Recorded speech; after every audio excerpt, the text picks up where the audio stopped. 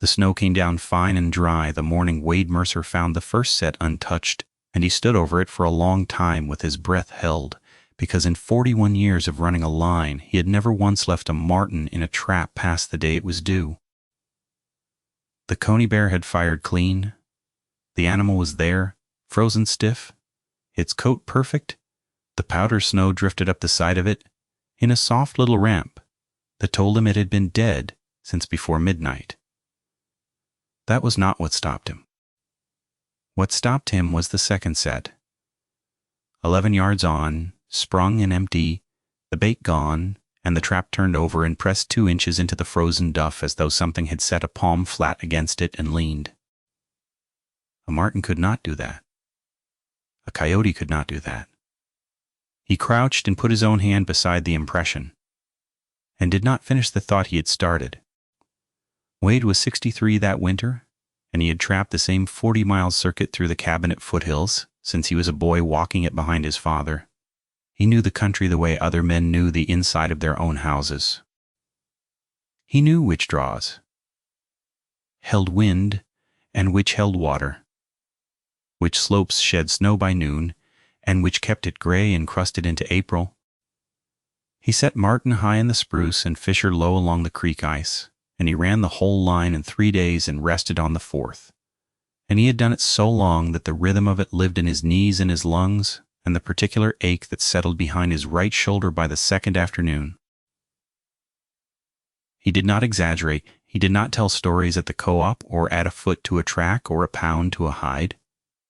When a man asked him how the season was running, he said, fair, or slow, or good, and he meant exactly the word he used. His gear was old and kept the way old gear stays alive only if a man tends it. The pack basket was ash splint his father had woven, and he had relaced twice, dark with 40 years of handling, and it rode his back at the same angle it had ridden his father's. He carried his traps, wired in pairs, the conibears and the long springs, a hatchet, a coil of trap wire, a tin of bait. He mixed himself from beaver castor and fish oil, and a little anise, and a steel pin, and a short maul for breaking frozen ground. He carried a thermos of black coffee and 2 sandwiches and a candle and matches in a film canister. Against the chance, the truck would not start, or the weather would close him in, and in 30 seasons he had needed the candle once, and had been glad past saying that he carried it. He greased the trap springs in October, and tested every pan and filed every dog, and he knew each of his 40 sets by the lay of the ground around it, the way a man knows the 40 rooms of a building he has worked in his whole life.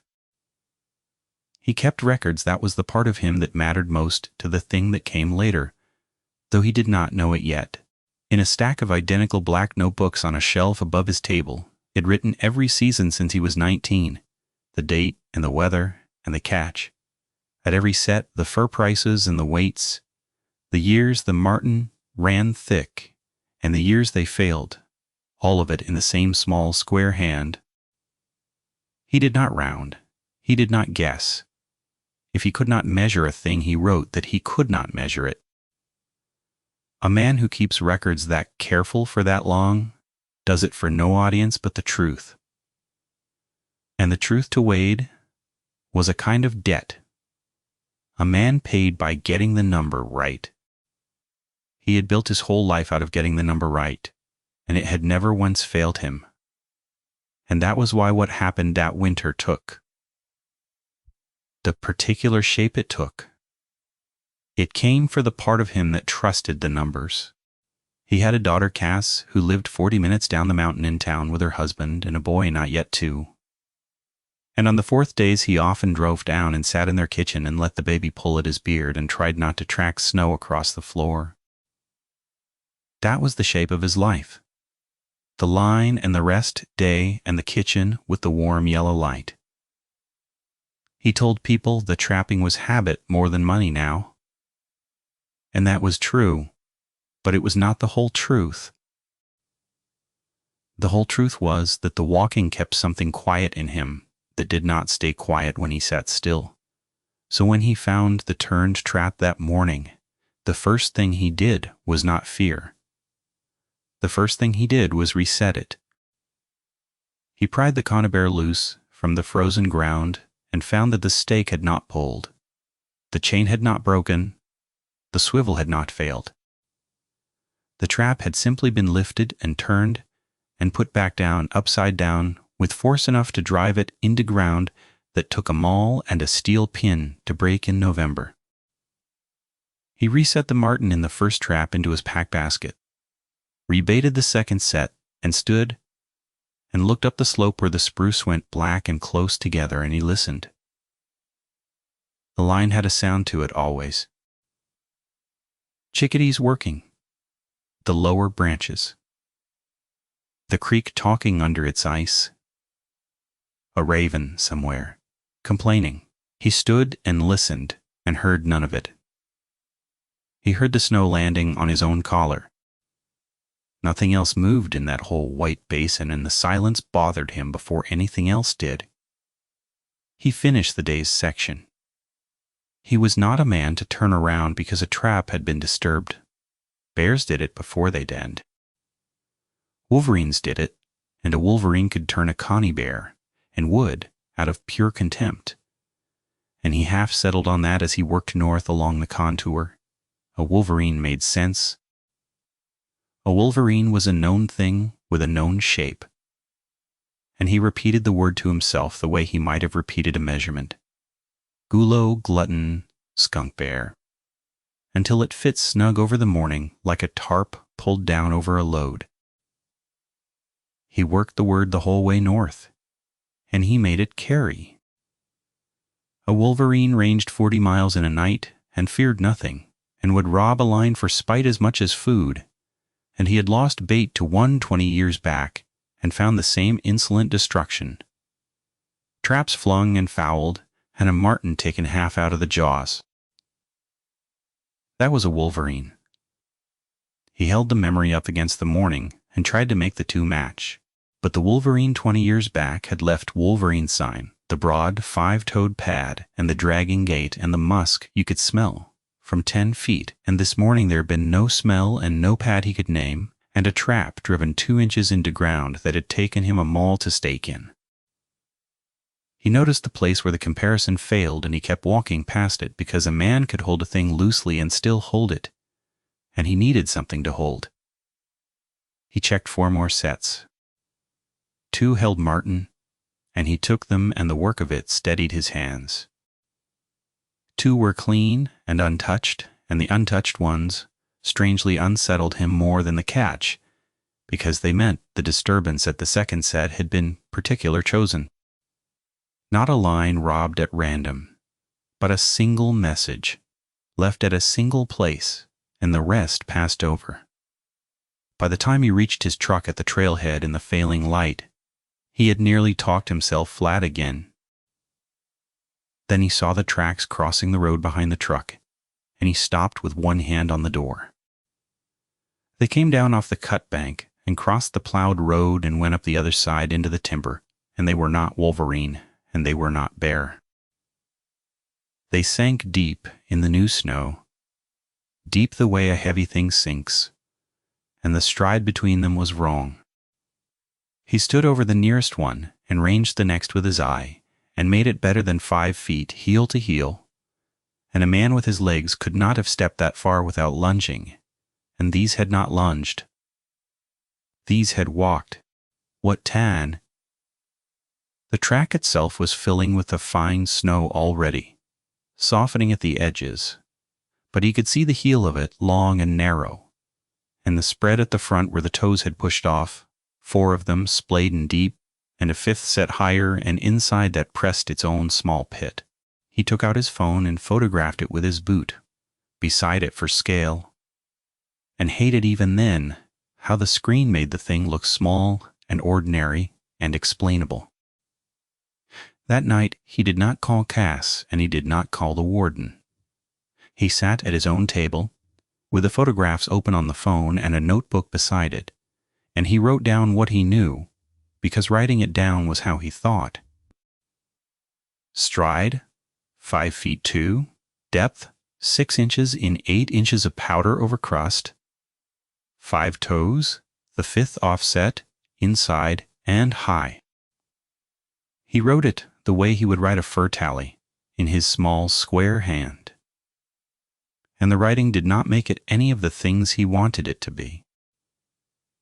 He told himself that snow distorted a track, that melt and refreeze and wind could turn a coyote bounding into something that read like a stride, and he had told himself that exact thing on the road, and it had not held even then.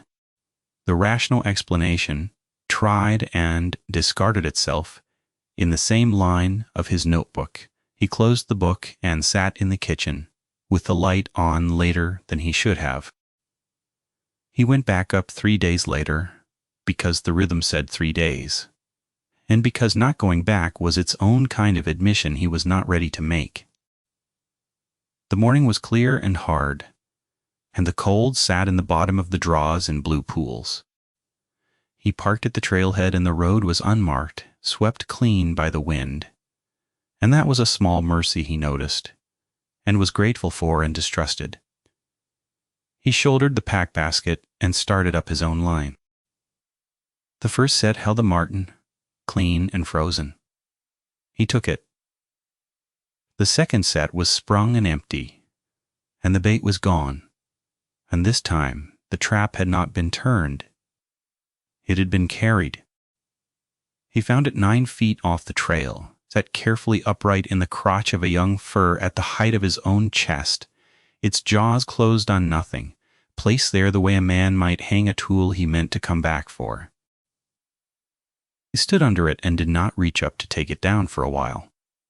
He looked at how it sat in the crotch of the fir. It had not been wedged or jammed or dropped there.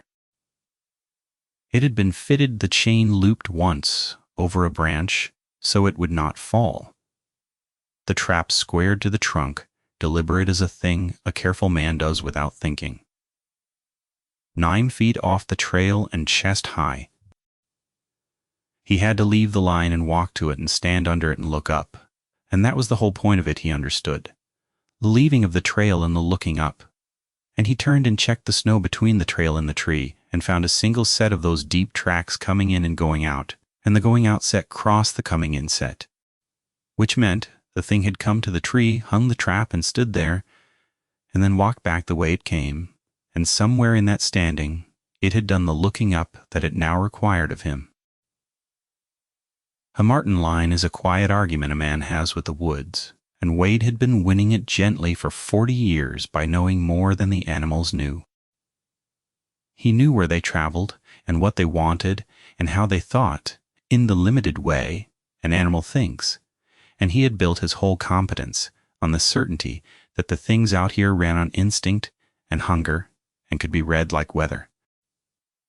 Whatever had hung that trap in the tree had not run on instinct. It had understood what a trap was. It had understood that taking the bait without springing the trap or springing the trap and removing it from the ground, or placing it up high where he would have to stop and look were all different messages, and that the third one was louder. He did not let himself think the word understood for very long.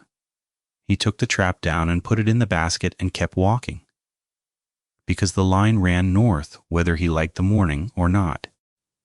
He found the deer near the creek crossing at the far end of the second day's section. He smelled it first, the low iron smell of it under the cold. And he came around the deadfall, expecting a winter-killed doe or a cougar cache, and what he found was neither. The doe had been opened and emptied, and the carcass set against the base of a cedar in a sitting posture, the forelegs folded under it, the head turned back along the spine so the empty sockets faced up the slope toward where his line ran. He had skinned and gutted 10,000 animals, and he knew the difference between a thing that had been fed upon and a thing that had been arranged. A cougar buried its kill under duff and snow and came back to it. A pack scattered a carcass over a 1/4 acre. This had been emptied without waste and without feeding, and propped to face a direction, and the direction was his.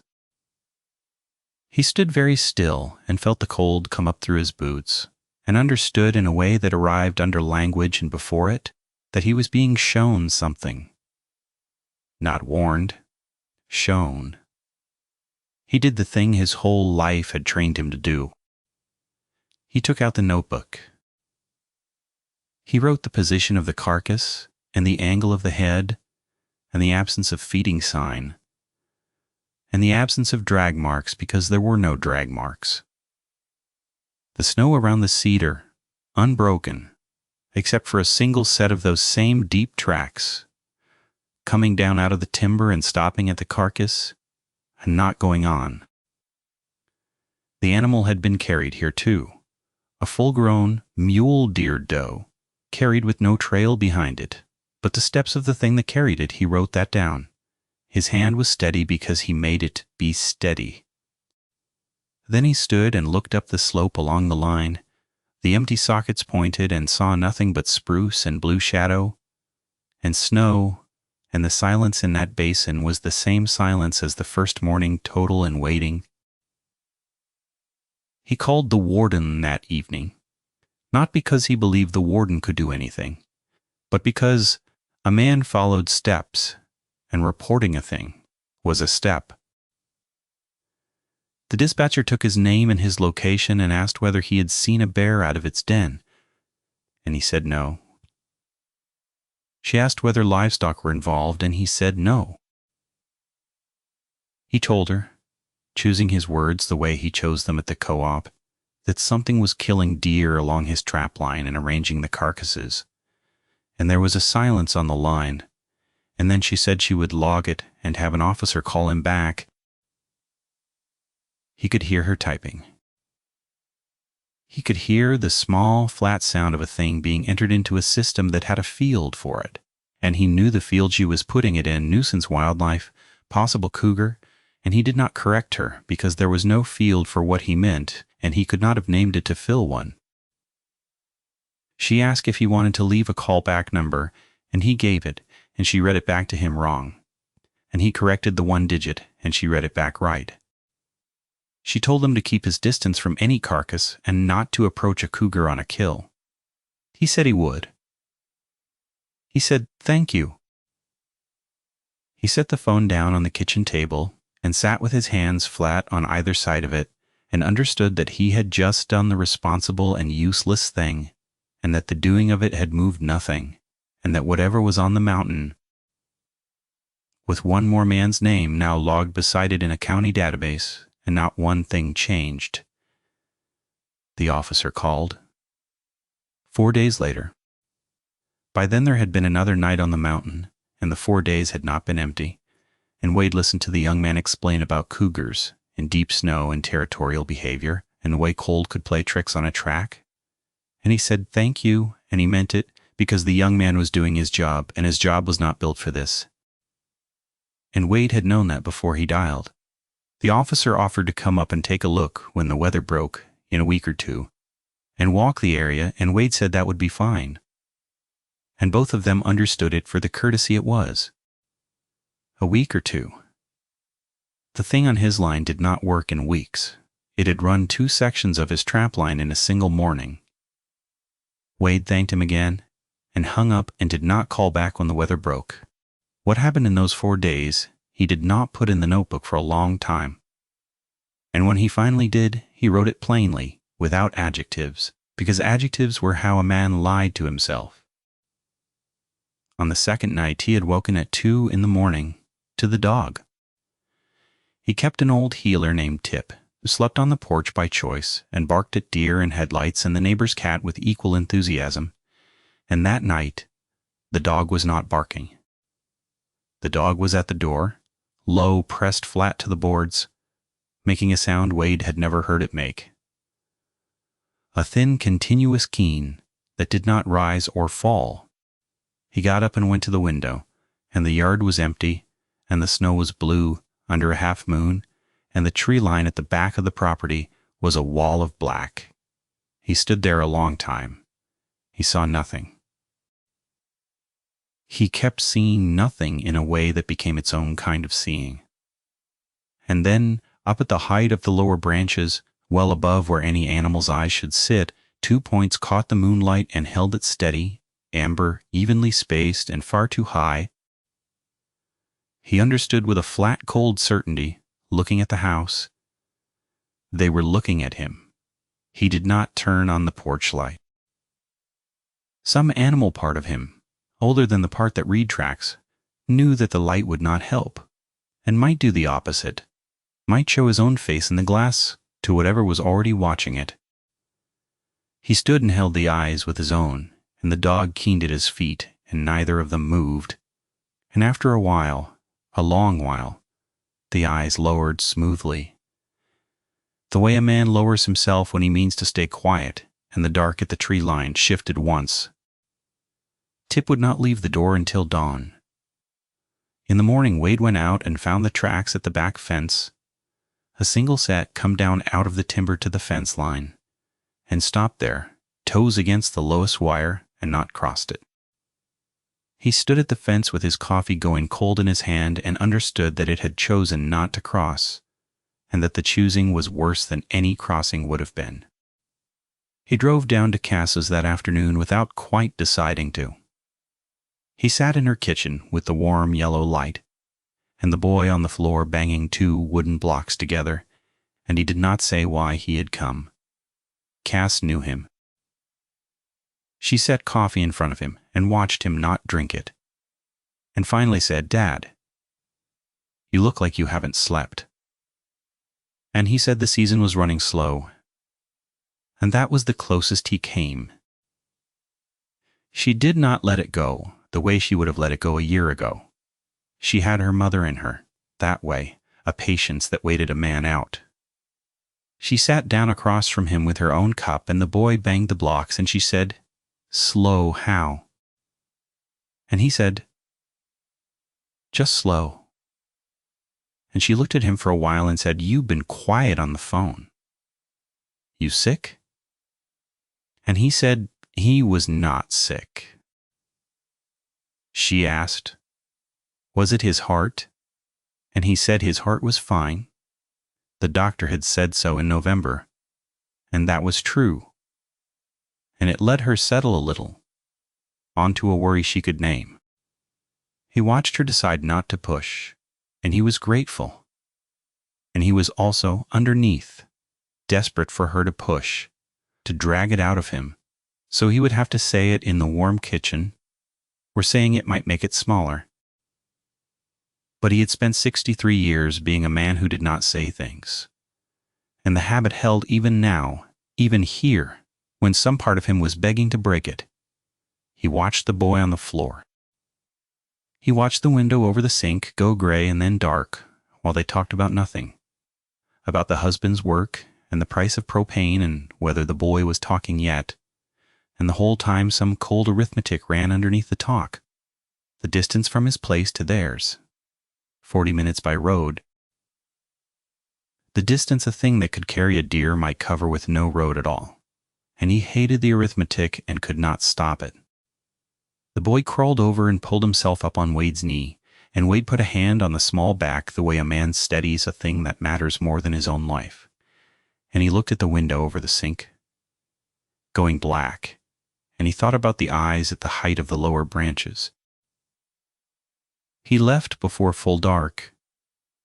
He did not tell her to lock the doors.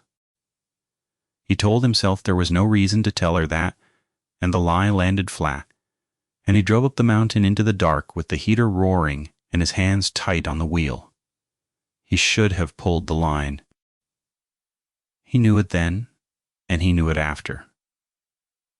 A reasonable man pulls 40 traps and stays off the mountain and lets the winter close the matter. But pulling the line meant walking every set, and walking every set meant being out there alone in the timber for 3 days with the thing that hung traps in trees and propped deer to face his trail, and leaving the line meant leaving 40 steel traps out illegally to freeze into the ground and catch and hold animals he would never come back for. And that he would not do. A man did not leave a line unrun, whatever else was true.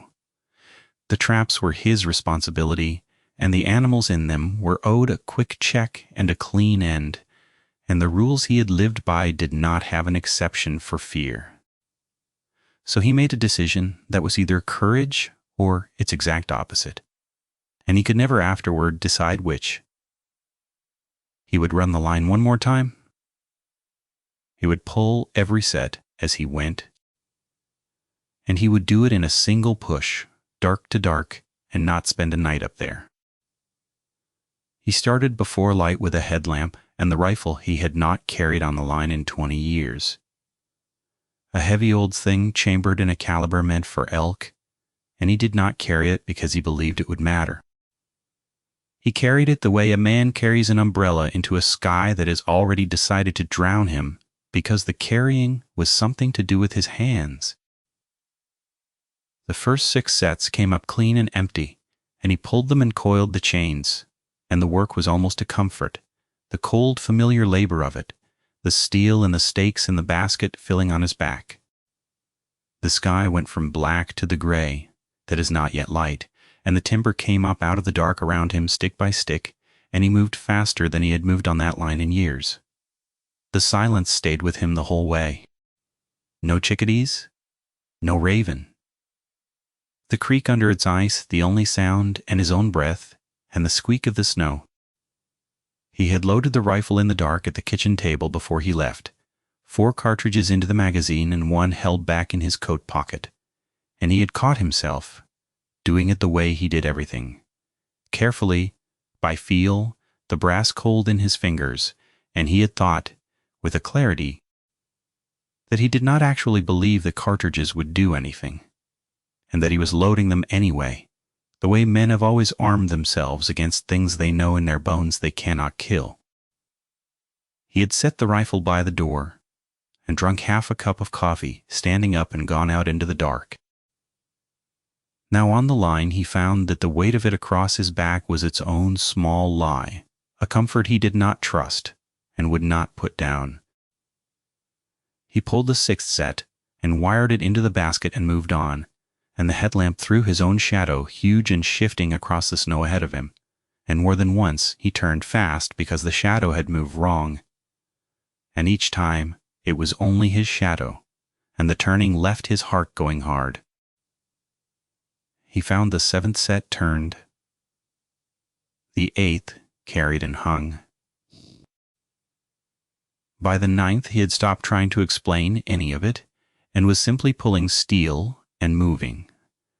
And the thing he noticed, the thing that put the first true crack in his composure, was that the disturbances were fresh.